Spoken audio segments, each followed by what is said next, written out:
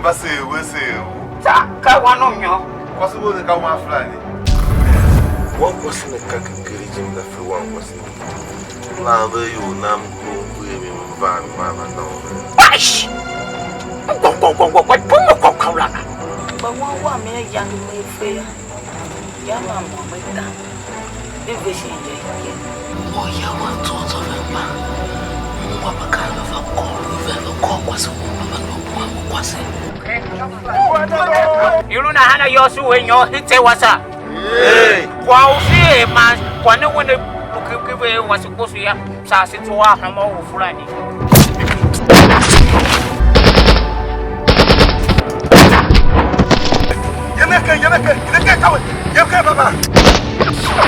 What Friday, Gula?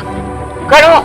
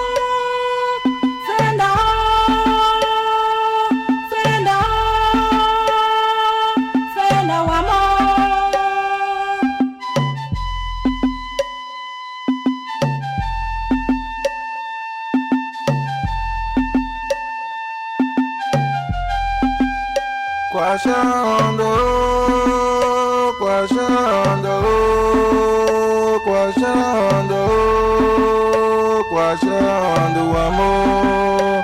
Yo, so negative. He, I want my favorite. Oh, that's not that one. That yellow on the danda. I hear you buy the car, George, man. Walk on him. My mom will Jana, I ain't a bear, make him up. You may possibly take it the way he goes. Okay, I did. What do you mean? Sorry, can you? Sorry, when a police motion, sorry, when a police motion. You are very stupid. You are very stupid. I was trying my shoe. What will they get in there? I want to know the police. You get in there. Oh, you didn't get in there.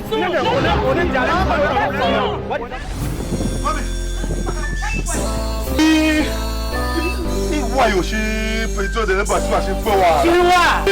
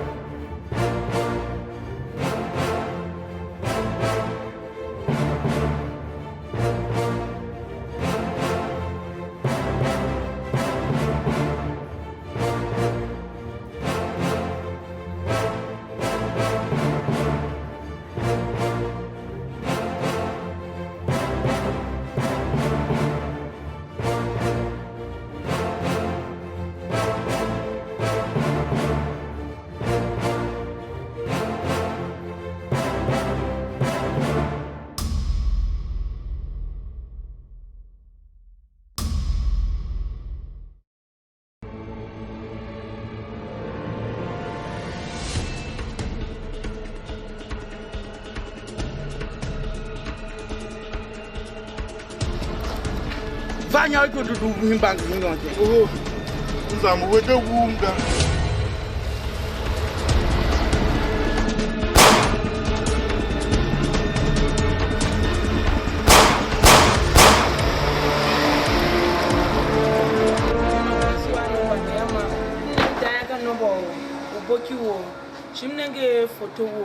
What?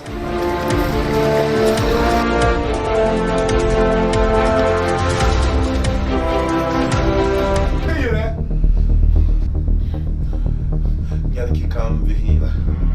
Yankee to do like a blood money. Who? That society. Haba prefect. Ma kwa yana kwa down her hakla. And who are you to ask me such a stupid question? Oh no!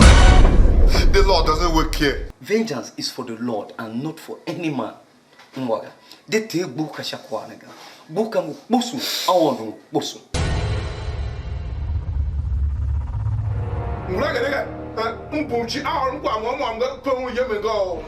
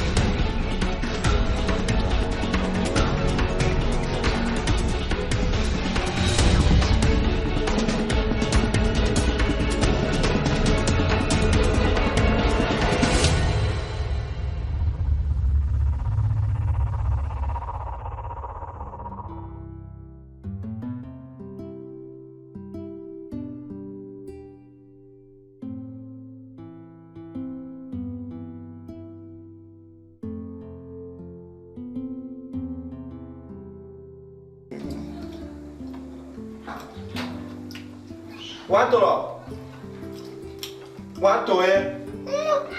O salsa com a yama, o de tomate, mano. Volta aí, aga. Ok, não pode empenhar nessa jambu mesmo via.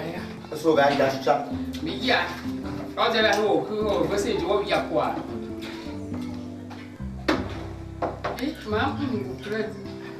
Ba, moya.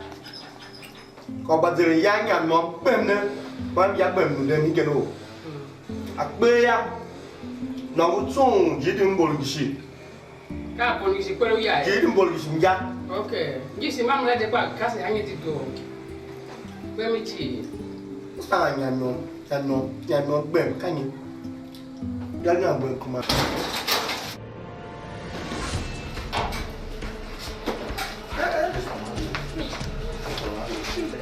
Mr. Mamie, se vai cair em peace.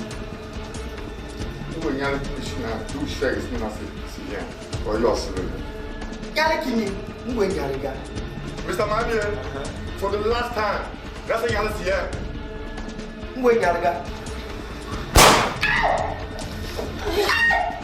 Oh yeah. Who the one another? Yariki, we find the one another. Yariki. Colonel, Yes, boss. follow her, bring that money. It's alright, boss.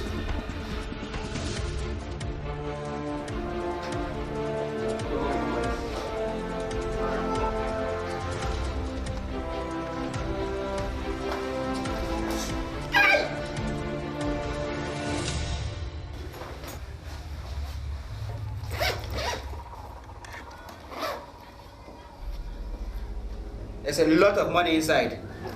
Mr. Mamie, who's so young now come and join figure?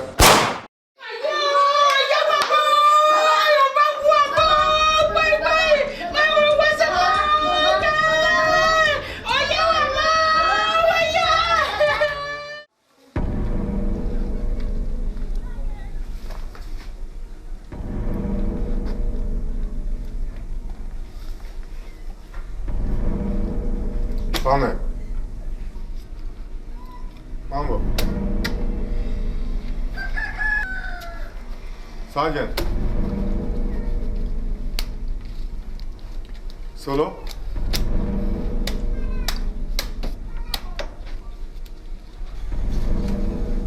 Further. Nah, I didn't go, nigga. Hamo na lunha on time for the next operation. No, Yes, boss. Excuse me, boss. What's up, you? Further, can you call? Nangame. Next operation was my clear wow. Can you do Lamana? You back a customers, this is now was who have a chin. I'm Papa Young is a crowd that's one young issue. That's what I call some you more quality. What? Further. Come out to the Tomame. Next time I got another cartoon, it's over. One wire. Yes, boss. Nonsense.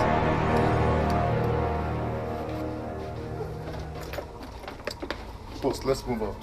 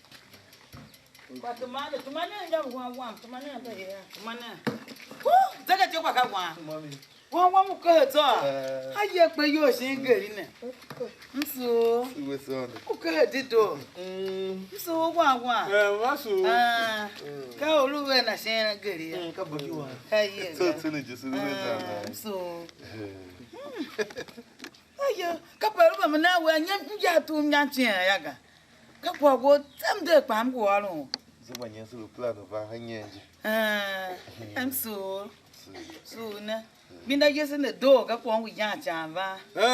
Hi. Baka wa chile sanga boy na wa sabe binaga. Ga here, ga wa ma. Ma session to hoje dia all over here. Ah na we je ka physical. All over ga.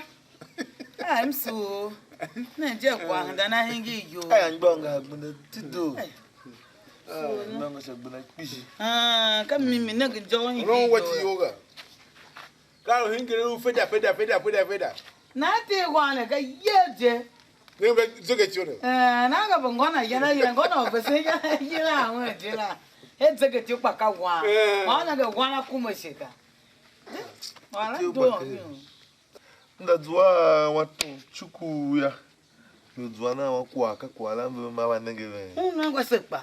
Udzwa watu mungu wele nze wa ma. Suwe wando. Yangara pam ka wejeme kanyale kifeli tsede wewe shamegaye. So, wa so na. Mama so. Na ne luchen gari na ha ve na shimo kele ko lu gun yangwa ka. Wona na ve sha ka yoga. Ba biya, ba se chambila. Chambi ne ze. Biche. Ba sha mbombo yola me kijo baga. Wonya mi nyuma nyima haji nyi popo. Aye gwa ka pe ka lu jela. Ma ha to hoga.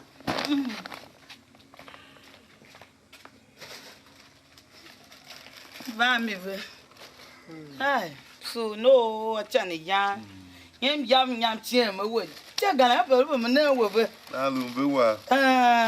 Bredi Salomon na gna we pon. Ko wo je ne. Ngwa, so wa. Te bredi ka don. Bedo mi shimi na yaka o. Onku angba ngu je ka. Angba ngu he, ya pa le ningi ha. Na ha. Amba pe ka ha na yenga. Welcome Nigeria. So wa. Ai. So, ya pam no wa lu nkwa wo kisi mam ka je mo va. Wo lu gbele dia mo na ge chane te o hita ne ya. No na wa. Cha ze. Agba wa yo. Ai. Onku. Ogombo. Onku. Tinda mo ti wa ko fa ti o yi. Na ja wa zege ti pa ka gwa. Yira yo pula. Ti te na yira. So. Ba nya wa ma. So. Ona go ko ma ba wo. Akuma ve na pe. Pe hina. Bamdo mbo. Ai. Wa ko do ne ko ba ti ta. Gbogbo na. Wa wa mega. Aha. So. Wa ka bere di. Mba le kolu hen pa. Kuku.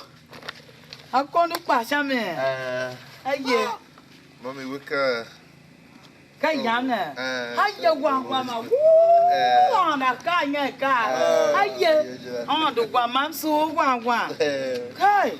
Ayang na po na ha ka na kondu. Wo bo na ko. Chopa. No yo.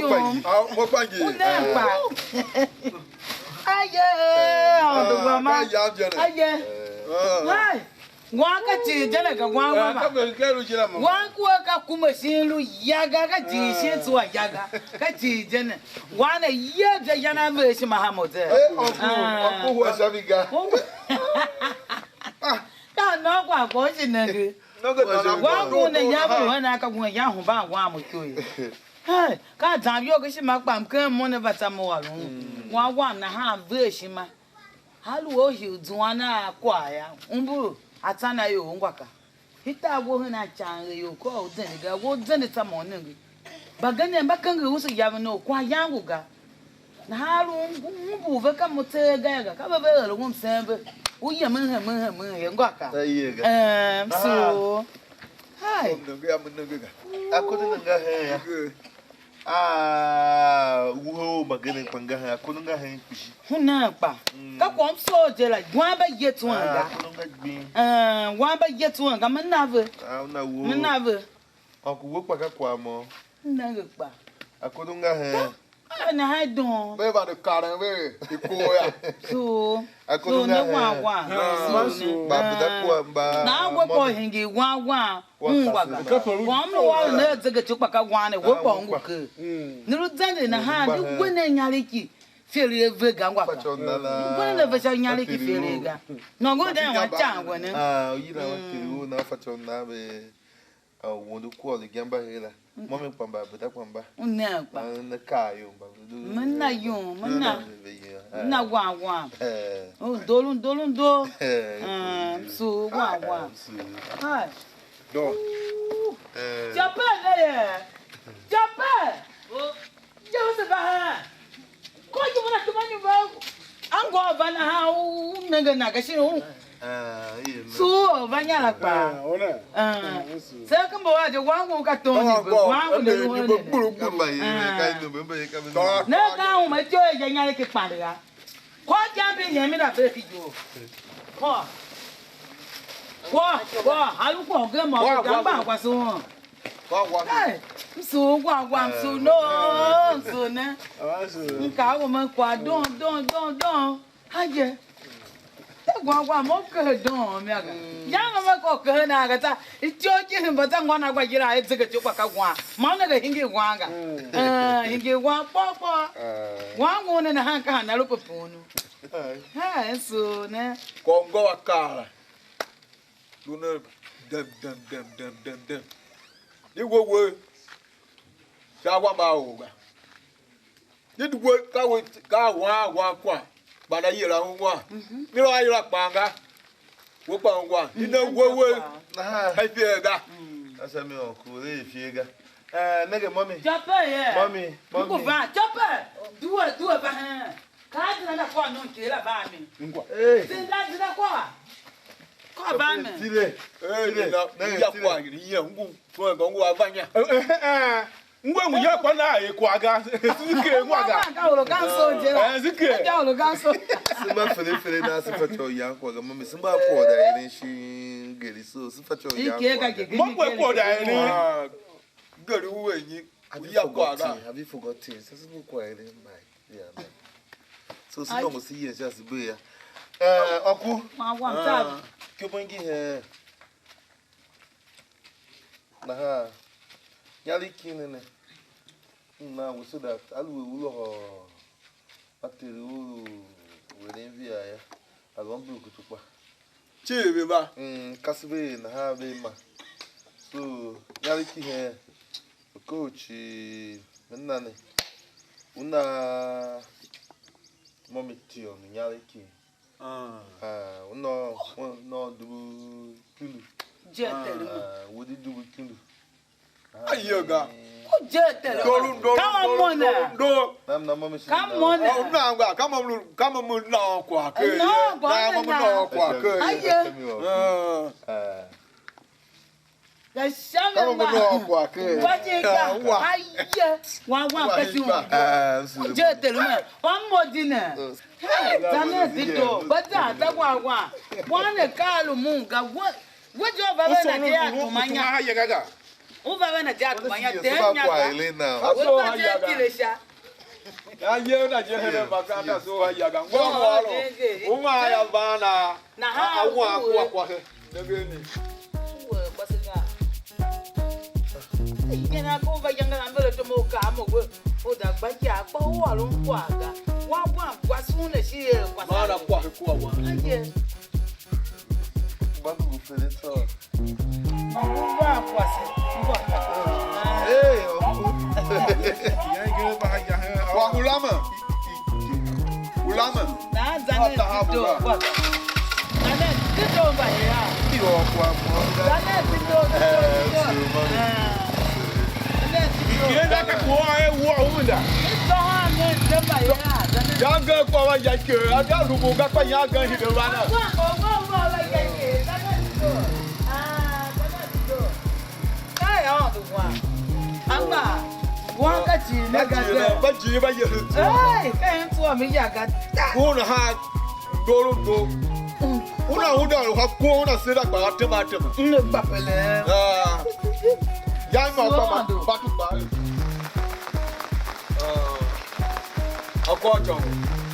We, wa mi ro he ka ko wanu wa gbo. Ka ko ala. Aba dam soro ma ne. Ko mo gba ba be ne. Ti agba na soro teje ga. Ana ko be ne kwa ko no. Ma mo jo ya me dada ya. Ti de he ma akura ga ba ku wa ne ge na ga. Ba bi ba he na shenje. Ti bo te ya. Ai na be. Ma si gba, okra wa ne kya ga ma si gba lu to. Ka ko la mo ro ko ani. Wanu wa gbo nra. Yo na so ro ma. Mba ngoja. Akojo. Mba ngoja. Kwa ngukita. Kwa yando. Pen. ka gba ya ko ya ka do ko tu ko ya kira we ya we haru ke kina we ti ri mo wani ni ma ga duwa le ko ga sa wi si kan ni ma duwa e na go se ma duwa ni won ti ka je ka wanu o go na wa je ti ku na yang nya ba duwa ha na mo solo ma na bo ba ba na na ko do ti pa po bo na na ka ba na nu nam da yang hi gong tam wo yi ba nu gong ko mi la ma ya nu gwa na ni ma ga duwa le pe ga sa ka wo su kan ni ma duwa yi na wo me hi lu na se die a to shi ge ya kwa ngo sa o nu ka ge ye ga to pa ngo to lu ku pati pa ngo na do ga si ma ko ngo sa ru si ma ba wo si ma gwa wo pe ba ne ya wa se ngwa这个酒要如何有的包呢？你不摸啊，把手拿下来。啊，干么个呢？我们那几多多，啊，我们一般都点呐，几里几，把点呐三股呀，搞那那么干呢？我别玩的呢，你把你乱点的啊，他挂了，你来的，我们把手的挂那些，能烧了我们是慢的。Ah, pasang ko utile tu, ute, uba patiga, chitu, uta wasere pada. Tuwa mo wange wo. Ko wo chaka to mu goma. Ashan. Ba ira kole akra pada fedela la mo boga. Na mo yale ji, ba luole na be na ba bokina la. Kole la. Pa ko ala ga. So pishi. Ah. Mo ko lu chongo ya. Ni ko agogo na nda ni ho be ntele nkwa na amka na nchi ko ọrụ na me ko na amka me ngwa ni apta kuma ni ona ta go na kai boga no ba kala kwa shide ne aje na ne o ba lu ga pa be be aje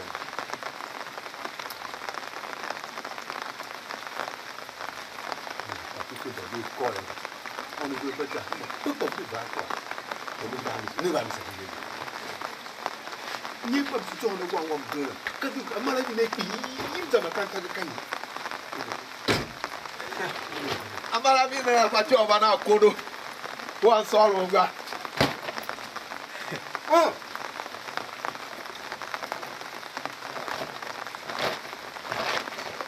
on ne kwa akọ jo ba mo ja ka pe kwa da lo ne agba mo ja Tia. Boga. Ayo jana wana ba kan wana kwa ka pa ayla na ayla yuhu na ajira. Wana iyo chaga mo pa to. Sama we ha ko abo. O ba yiga. Ilu doru. Da shi me po. Ba ko jo no ge.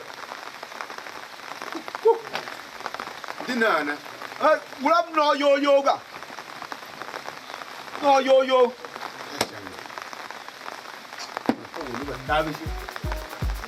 Go, what do you?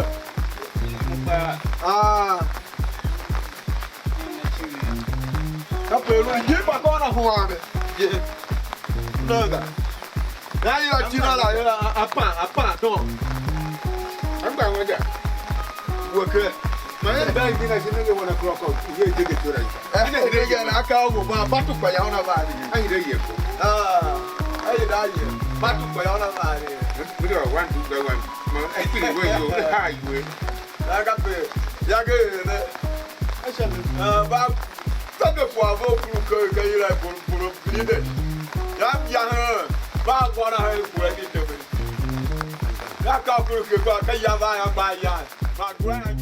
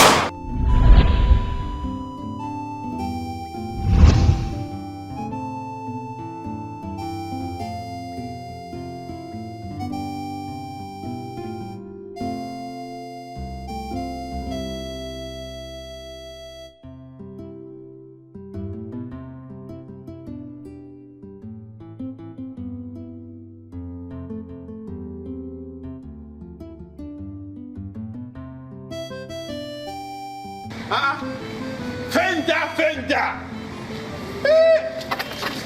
Oh, wait now. What my hand? Well, but be sure you're ringing about no more. Come on, but no bad one to highway. Don't call what you did. Sure, Ma, you're not very young in a cheek. Come and nigga walk up front your sanga. Who went don't come up with one. I mean, can young Shilla come the very way Yashila? Who put up work? I hear your won't you so at the ha. Ma, can you quite Jimmy Rosa where you are? Kahama Yali kid will say you got with you.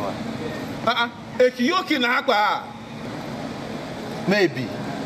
Further, no one was over there washing a car.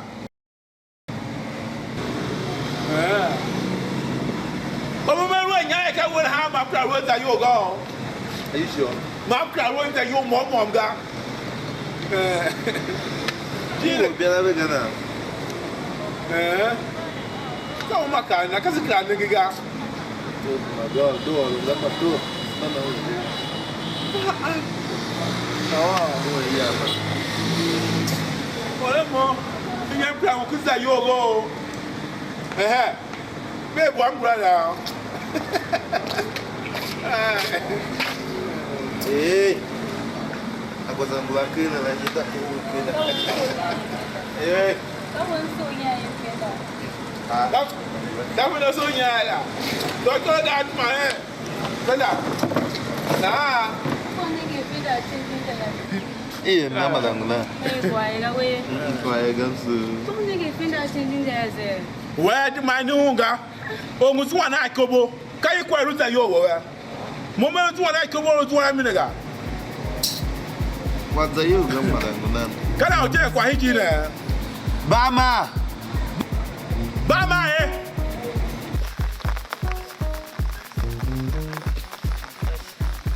I'm so you are young teacher. Didn't buy him a one, a banner, Yaka, Boga, Nangwaga. Ako Tido, come with Bahangiranega. I look Tido, come with Girani. The more I know my dawn. Down what he do, Nana do. Yes, I am looking you. Down what good one, Japa.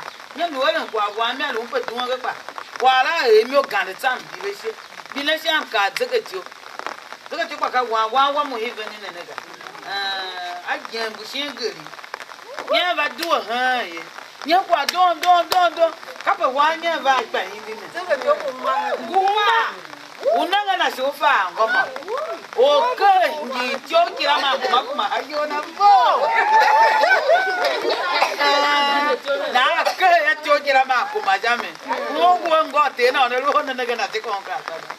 Now, Vaya Nama, what shall we go? She Nama, Makuna pay more none for 1 year gaga. And a hamman gin. Japa! What have me?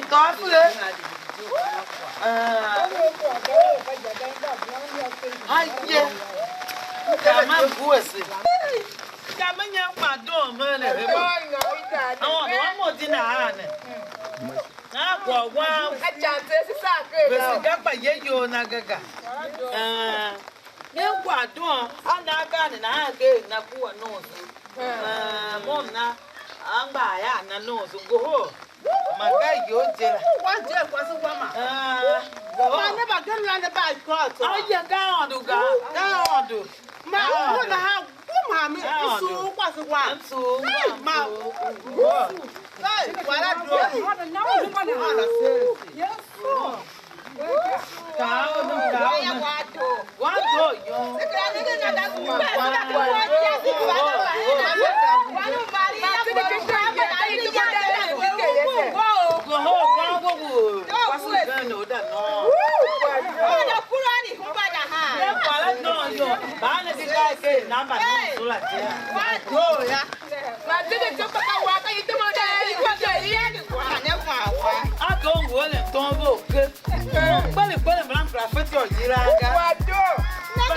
what I do. Yes, I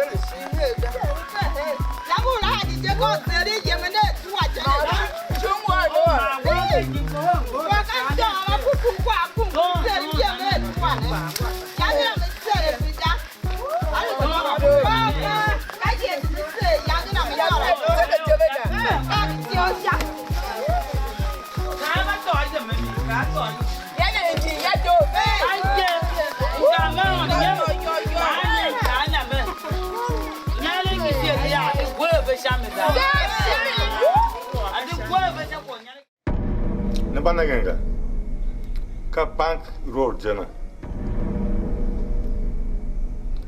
ko mo hi bank road ha yeme stadium road the baya ka bank jana the bangwanga Yes, boss. o wasu gane ka bank jana wasu gana lo ha nebanagenga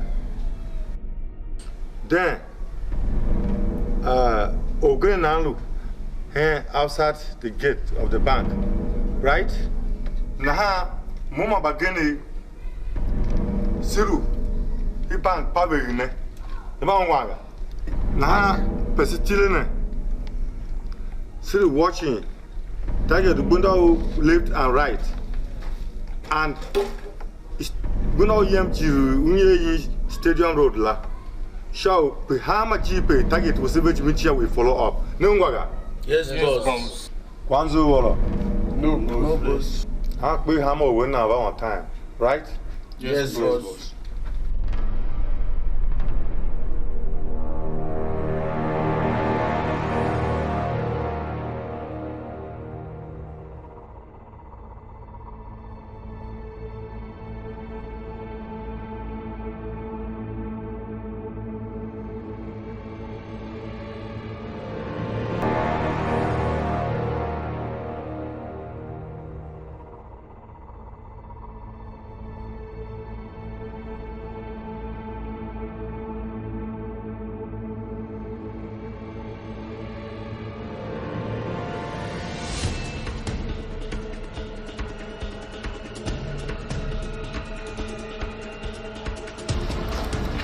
Vanya go to do him bank in London. Oh, Nzam with the wounda.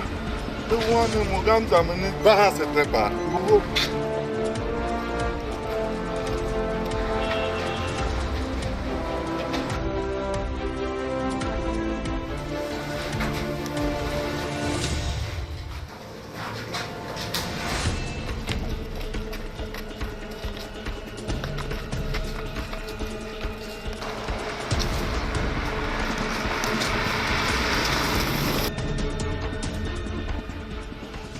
Oh, question it can't be on it.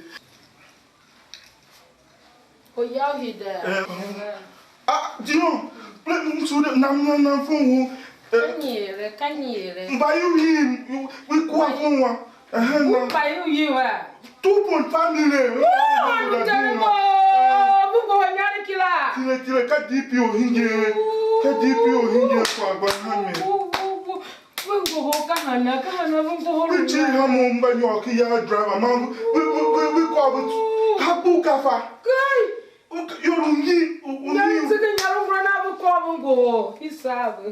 He's sabo, power book you. Or Tira. Nzua DPO carrying. Hello? DPO. Can you friend? DPO by you win. What? Nah, buy your room, man. Deep your under do your bank. Now I'm van. It's like we follow move from the back. Now man who had no get Kiyana Hamavuva column. Calm down, Fred. Over to or describing the Nahana. Deep your bounty about time. Bounty. In fact, Babu Bahashi one book and about Ugana Tau.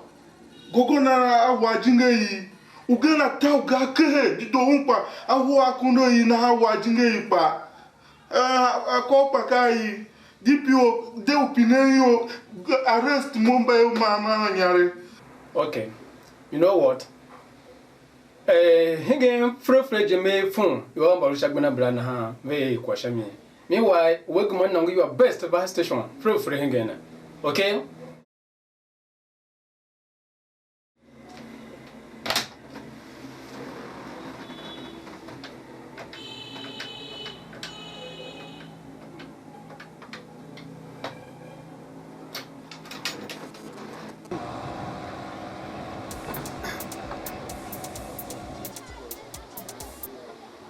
Hello, DPO. Inspector. Sir. Several information. She office singing in the hands. By him back over and no more going to go when you're fishing. Nah, they may be coming your way.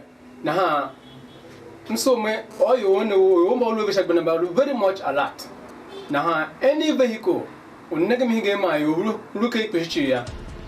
Checking in, hammer or checking in put back. Understand? Yes, sir. Inspector. Sir. Come. Yes, sir. DPO, you are going here. But if you lobby or game, we go nyale. Nah, say you walk by that silver. If I'm going to go buy you out of my she got Beno. Now, no, you own man. You walk by that silver. Okay, sir. Yes, sir.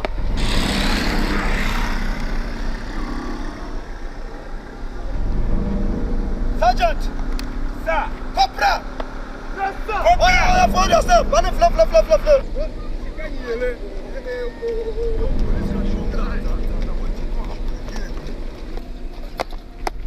Nagi, Tipio Yakae, Irobul Geni, Shimba emblem may be coming this direction. What? So Ham was not allowed about 4-5. So take position. Oh, yeah, ready, sir. Oh, yeah.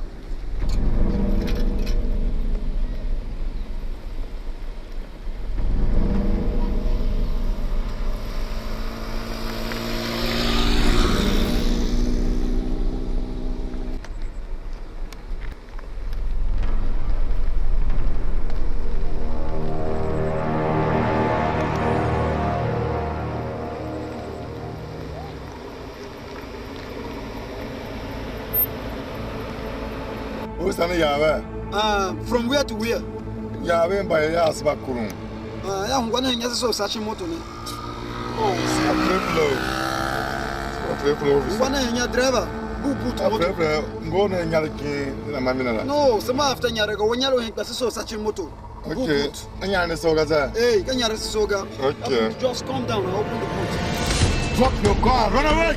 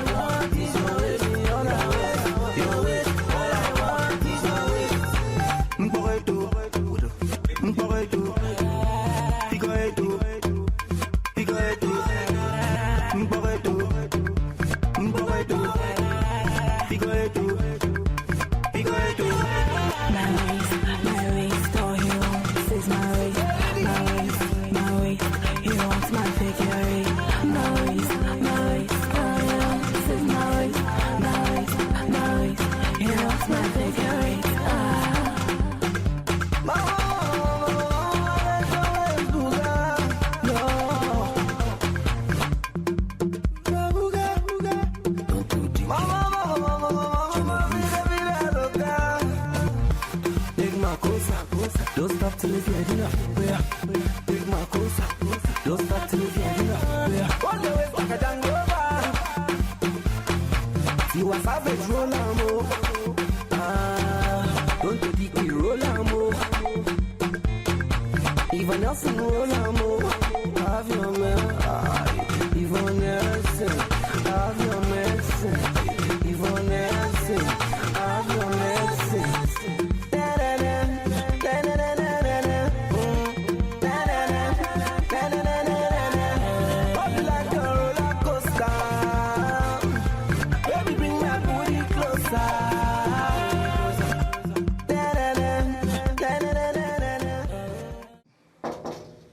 Yes, call me. Morning, sir. Oh, Sir Sandra. Sir. How are you? Fine, sir. Sir, assignment won't go down now. Very well, sir. Okay. I brought in my report. Good. Meanwhile, we're going to go Mvamva. Yangam into a tom na ham nenge ayomba gana majiri mankwa. Ayombora mluvulura mvala mave bidam na jiji meka yomba fero. When Najiji yombra yomba di doga. Very sure, sir. Right. Jirim nenge vara najika pavulung bamchara, sir. Kwa we ya. Timesha kwa we bini zamune tom na oba wase ansefa kwa se shamia. Okay. Thank you, sir. Now meet the officer. Okay. So, sir.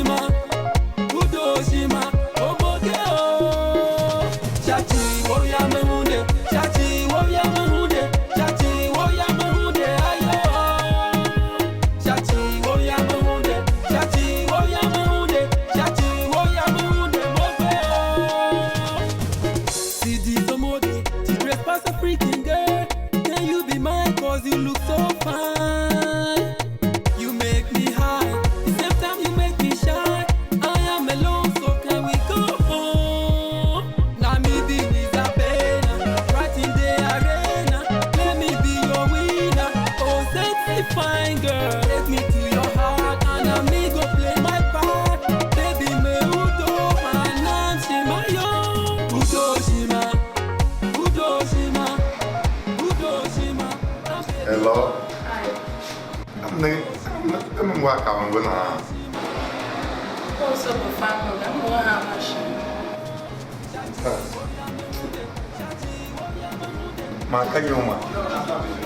Wow. How? Hey, I say how come here.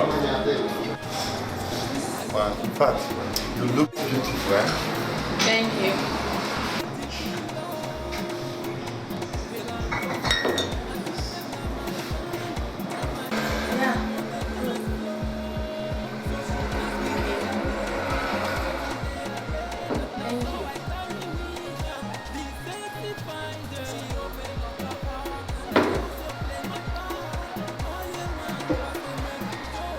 How do you consegue? So we then call back. That's how I'm going off. I will go back and find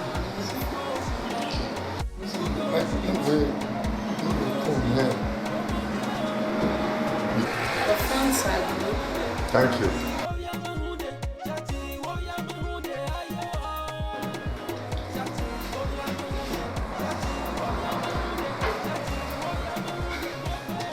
Excuse me.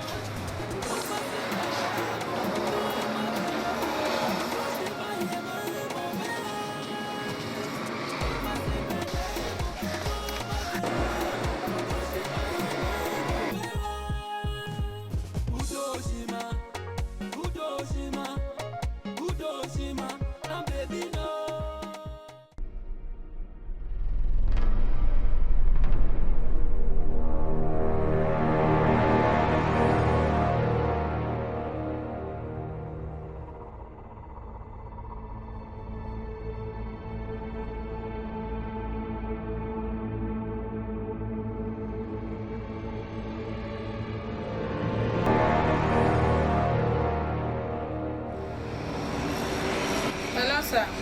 Hello, Officer Sandra. Sir, who is one of them? Go phone a moment on Mizua number Neama. Name Diaga Noble, Uboki, Chimnege photo. My number. What?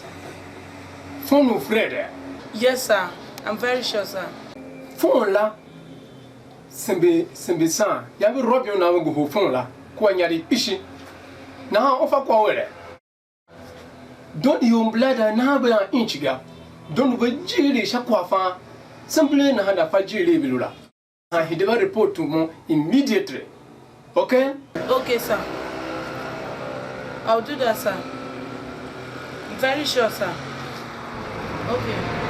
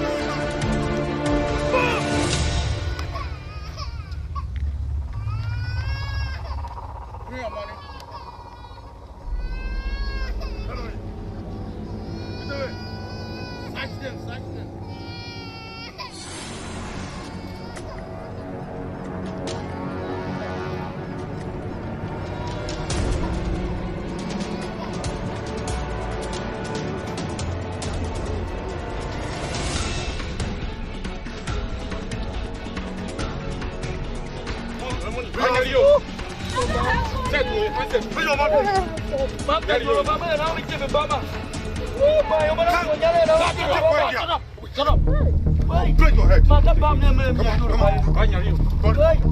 Shut up! I'm going to go to the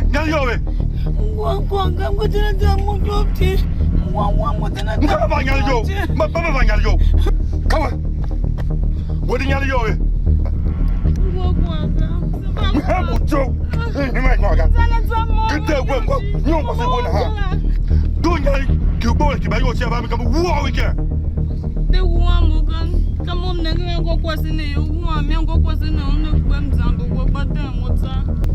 okay, can go question out of your way.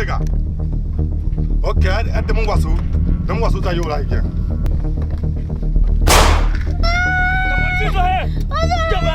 Come on! Oh, God, your head! Kiss your head! Kiss your head! Keep quiet!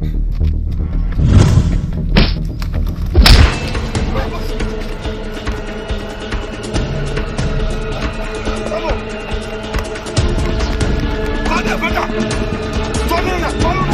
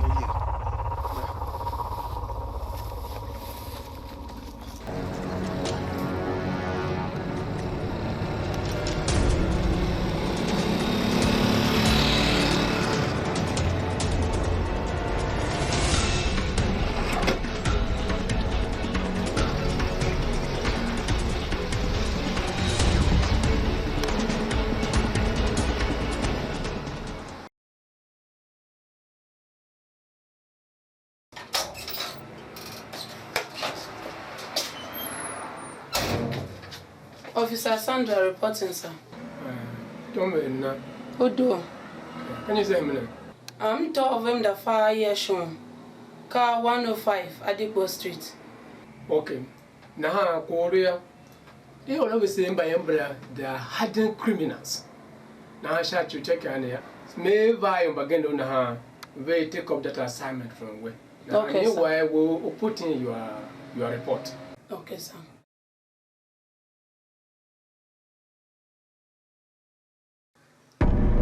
Shahi Japa Yangi so much for the joints again. But the one because of Suru. In that quiet. Then I say Yamwe. My pay Yamla. Whenever you exposing say to the police. So, Kaluna. So much one feather. Dead or alive. Okay, boss.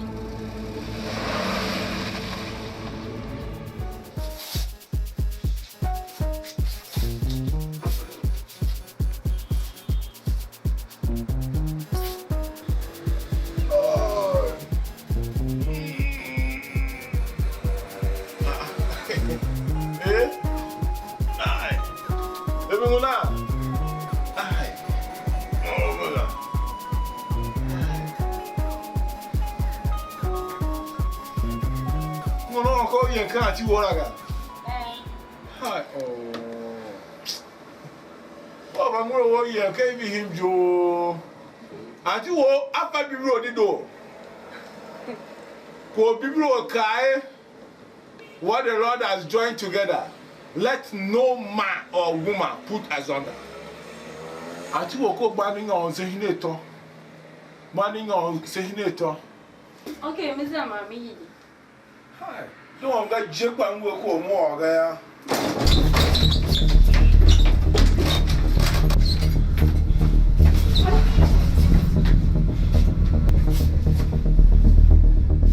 Put that.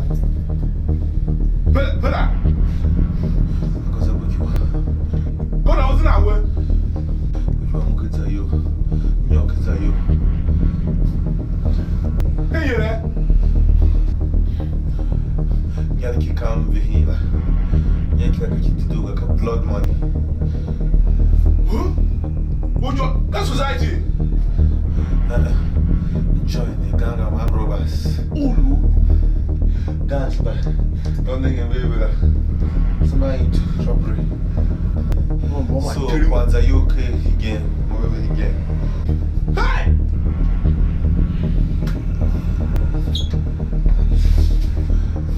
About me, Brother, if you don't hear, we'll explain that later.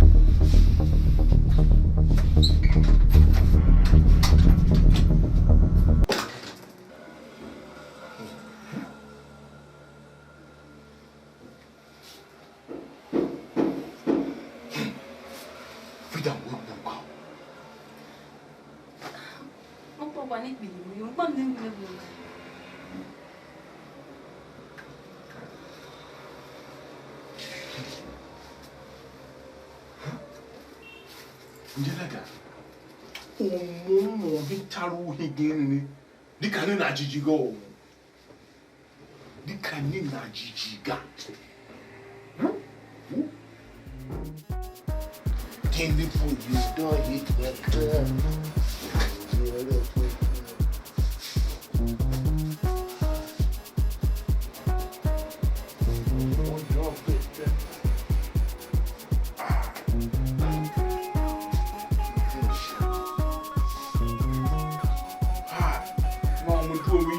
Paro. Muni jinga no mo pray you. Fella put you on. Who is that? I mean this. Hey. Sorry, sir.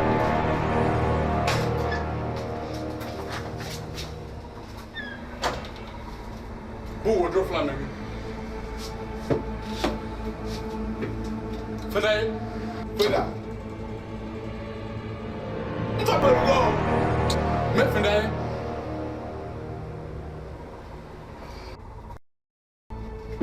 Sorry, sir. Mefendai. Okay. Chef for that Abaka, Hamimio, Abaka. More than I do a yam, I should do a yam, I do a yam and Umpapero yam go. My friend shut up all around Yam. Muraga, Umpuchi, our one go yam and go. Mimi.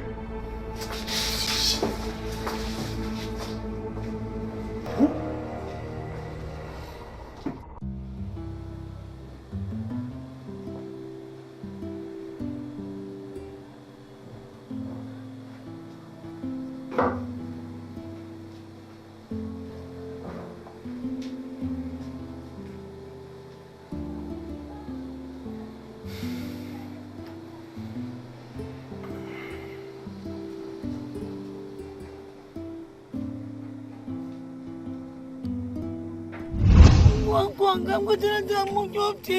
One with another. Come on, yo. My Baba, yo. Come on,